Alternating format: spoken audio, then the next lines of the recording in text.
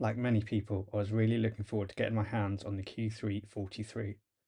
I've had the Q original, I've had the Q2 and the Q3 standard 28mm. In fact, I've still got the 28mm now.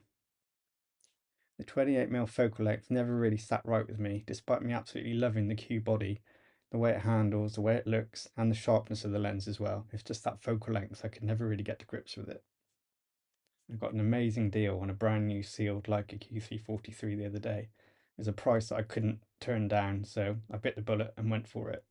So now I've been using both cameras back to back for a little while, and one thing that really stood out to me was the macro capabilities of both the cameras.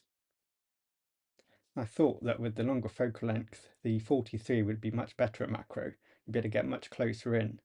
The Q standard is pretty good, but I was hoping that the Q3 would be even better.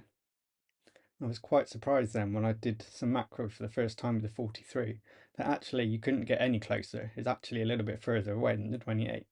The 28's minimum focal distance is 0.17 meters, and the Q3 is 0.27 meters. So that's quite a big difference. I then remembered that years ago I bought this B&W Macro Plus 10 screw-in filter for my original Q. I'd completely forgotten I had it and I just sort of stumbled across it the other day. And I thought, I wonder if this can help with the 43's macro capability. So let's give it a go and see what happens. Here's an image taken with the Q328 in macro mode at its minimum focus distance. And here is an image taken with the Q343 in macro mode at its minimum focus distance.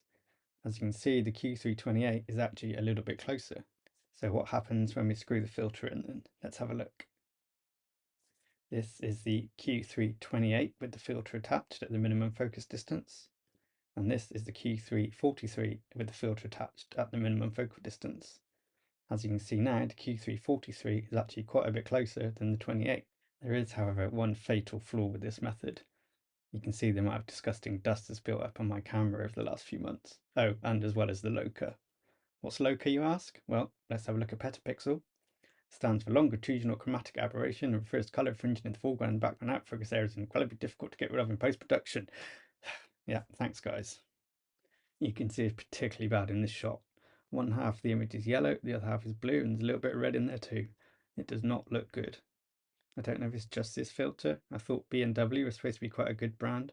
I use their UV filters on my Leicas all the time, but up close like this just looks awful. So maybe it's back to the drawing board. Maybe I'll buy another filter and try out, or maybe the Q343 is not meant for macro. Let me know in the comments down below if you've tried any of these macro filters and had any better success than me. I'd really love to hear about it because I'd love doing macro and it'd be great to be able to do it with the Q3 as well. There is one thing for certain though, I much prefer the Q343's focal length for my kind of shooting on the street, out and about, and general day-to-day stuff. It suits me much better.